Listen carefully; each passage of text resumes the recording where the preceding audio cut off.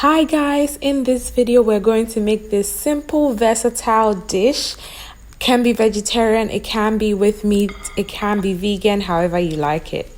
Just a quick one before we get into the video. I do have a website where I sell natural skincare and hair care. It's www.luxuriourskinandhair.com. The link will be in the description box. If you want to support me, you can subscribe to my mailing list just down the bottom of the homepage, or you can shop on my website. I have tons of natural skincare and hair care handmade right here in Ghana. Let's get into the video.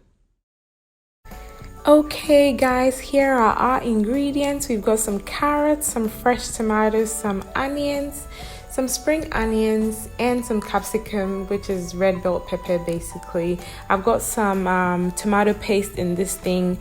Apparently this is the jollof mix one, and it has some onions and garlic and stuff in it. It doesn't matter if you use regular tin tomatoes, which is basically tomato paste, or if you use this jollof mix.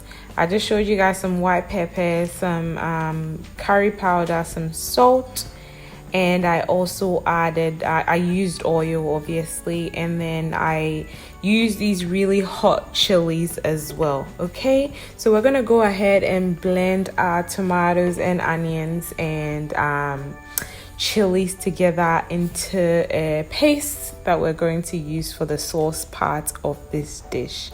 I did add stock cube. I forgot to show you guys that at the beginning, okay? And I added rosemary and grains of selim as well. I'll leave all the measurements in the description box below for you guys. I hope you guys are well. You guys, you know how, well, I don't know, if you're new to my channel, you might not know, but I basically moved into a new home when I moved to Ghana, and I didn't have my water connected, so I was buying water for a while. And just a couple of days ago, I was just outside talking to my neighbor, and he asked me, oh, you know, have they fixed my tap? And I'm just like, no, they haven't. I've been calling them, blah, blah, blah. And he's like, oh, okay, you need to put pressure on them. But you know, I can see this tap in front of your house. Have you tried turning on the main tap inside your house to see if it actually works?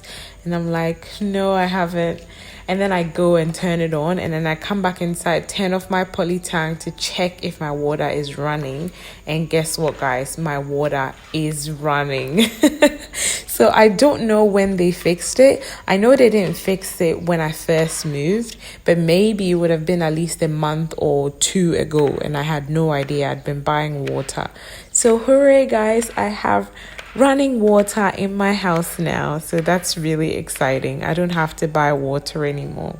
Anyway, let's continue with our meal. So I'm just chopping up my vegetables and preparing it for my jollof rice. You guys can use any vegetable that you prefer. You can use cabbage. That tastes really nice in jollof rice as well, but I love spring onions and capsicum in my jollof rice because it gives it this beautiful fragrance that you just cannot get otherwise, okay? And obviously it's good for you. This is going to be a vegetarian version, I guess, because it's not going to have any meat in it, but it tasted so good because it was really well spiced. So yeah. Anyway, I'm going to let you guys enjoy, and then once we move on to the next step, I will come back and talk to you. Alright guys, so for the oil, I had this oil that I skimmed off chicken stew that I made a couple of days ago, and that's the one that I use for my stew. So it gave it a lot of flavor. So I guess that doesn't make it vegetarian then, because it has chicken flavor in it. I don't know. But anyway, you can use regular oil, you can use any kind of oil that you prefer. I've tried coconut oil jollof rice and it was really, really good. So you guys can explore with the types of oil you want. This was vegetable oil, but it's obviously flavored with the chicken stew that I made the other time. So I've just added my onions. I let it cook for about 2 minutes before I added my tomato paste. The tomato paste, I added about 3 tablespoons. I don't really measure anything, but I will give you guys measurements in the description box so you have something to go by when you try to make this dish. I hope you guys are well. Make sure you subscribe by clicking that red button. It really does help me out a lot. Don't forget to turn on your notification bell and give this video a thumbs up, guys, and do share my videos, okay? It really does help me out a lot. I've been working really hard to make sure I keep producing content for you guys, and I'm running my business on the side as well, so I've been super busy, but I cannot complain at all. I'm really grateful for it all, and I'm grateful for you guys to support in everything that I do. So I've just added my blended tomatoes and my the one with the chilies and the onion, and I just rinsed the blender and I've just poured it in there. I'm gonna give it a good stir and just leave it alone and allow it to cook on medium heat. Okay, you want to cook this on medium heat from the start so that you don't have any burnt bits. Okay, so I'm just gonna give it a good stir and then I'm gonna leave it alone and allow it to cook.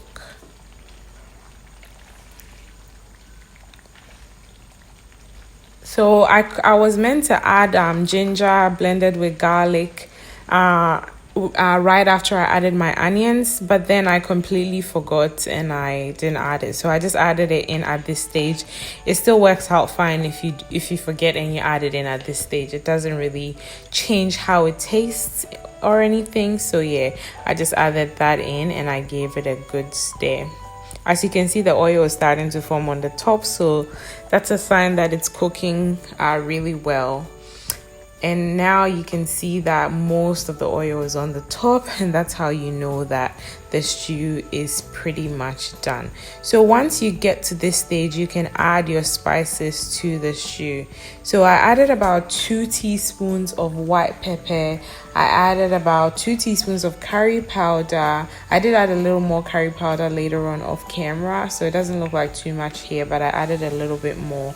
This has to be really well spiced because I'm not adding any meat in here, so all the flavor is going to come from the spices. Okay, so you have to make sure that you add a good amount of spices. Okay, so I'm just adding my grains of selim. I added some salt as well right before that, and the next thing I added was some rosemary, and that added so much flavor. You would think this has meat in it because of the flavor in it, guys. It was so good.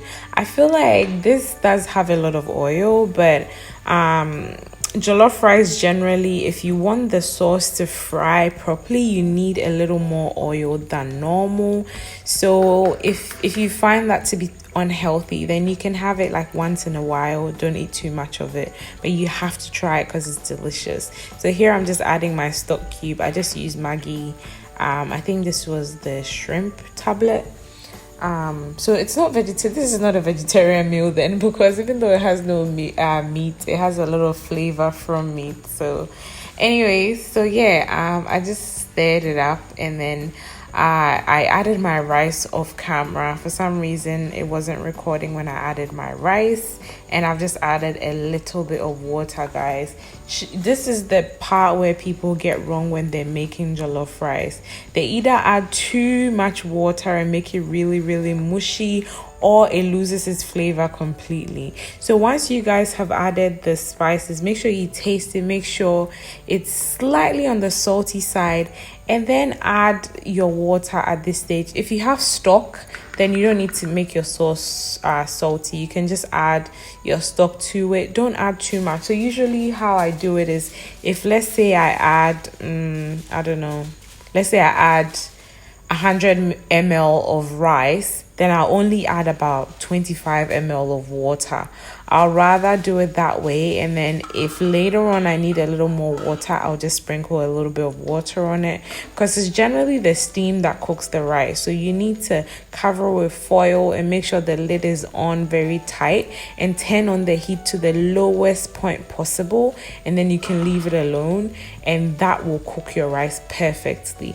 And if it doesn't, you can always sprinkle a little more water on it, rather than adding too much water that you can't take out, and you're just going to end up with very mushy jollof, and no one wants that. Okay, the Ghanaian way of making jollof is slightly different to the Nigerian way. Nigerians generally add red capsicums, which is basically red bell peppers, into the blended tomato mixture, but traditionally Ghanaians don't do that. I know some people do it as a matter of preference, but traditionally we just use tomatoes and pepper and onions, and that's the base for the sauce. So as you can see, my rice is starting to cook. It's still has a little bit of hard bits in it, but it should be done in the next 10 or so minutes. So I'm just going to add in my veggies at this point, because I don't want my veggies to be overcooked. I want it to stay crunchy. So I've just added that, and then I'm going to cover it again and let it sit for like, I think about 7 minutes or so. And the end result, guys, is just fluffy rice, really flavorful rice with crunchy, carrots and capsicum and spring onions. This was so good. I did it in a rush, so I didn't really think it would turn out that well, but jollof is something that I have down pat because I've made it so many times. I appreciate you guys for watching. Thank you so much. Make sure you leave it in the comment section below if you're going to try this meal. Okay.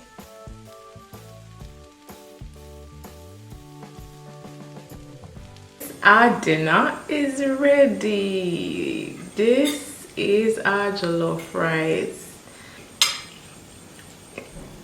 For some reason, jollof rice is like the only dish that every time I make it, it tastes the same, and it always comes out really good. Thank you guys for watching. Make sure you subscribe, give this video a thumbs up. It really does help me out a lot. And don't forget to follow your bliss. Now life is short. Follow your bliss. Nipa yedeng. Follow your bliss. Na die besi biaye. And follow your bliss. Na dene mada. I hope you guys try out jollof rice. I'm sure you guys have heard tons about it. It's super easy to make, and it tastes really good. I'll see you in my next one. Take care. Bye.